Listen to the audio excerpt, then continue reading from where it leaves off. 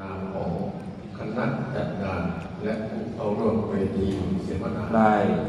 มาแสดงความกตัญญูต่อองค์พระธาตุพนมในฐานะที่เราก็จะได้บุญส่วนนี้ของเราไปฉะนั้น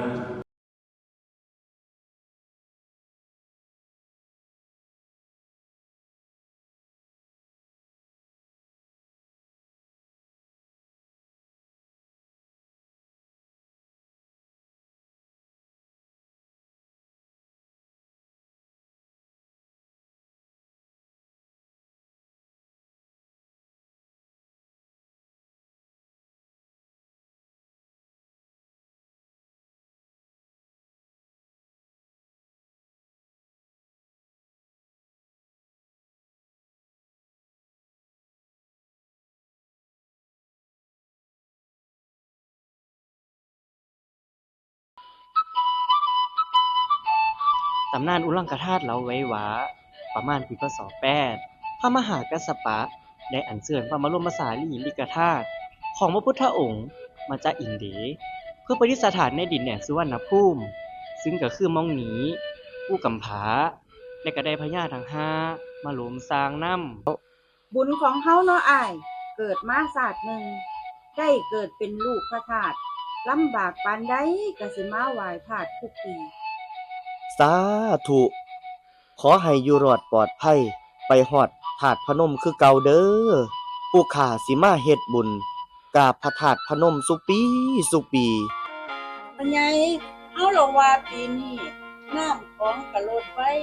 แต่ลมก็แห้งคือเก่าท่วมมาได้แล้วก็เป็นจังบุญและตื่นตาตื่นใจเลยแหละครับ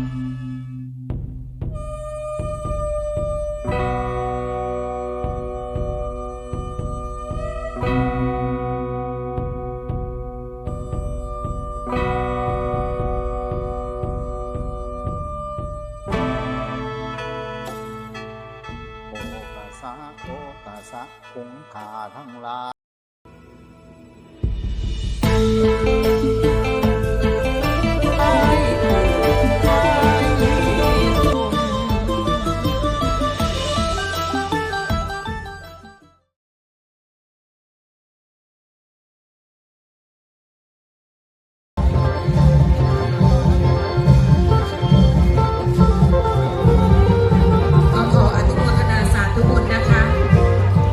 เสียค่าหัว200 บาทคุณพ่อนำมรุค่ะและครอบครัวร่วมเสียค่าหัว100 บาท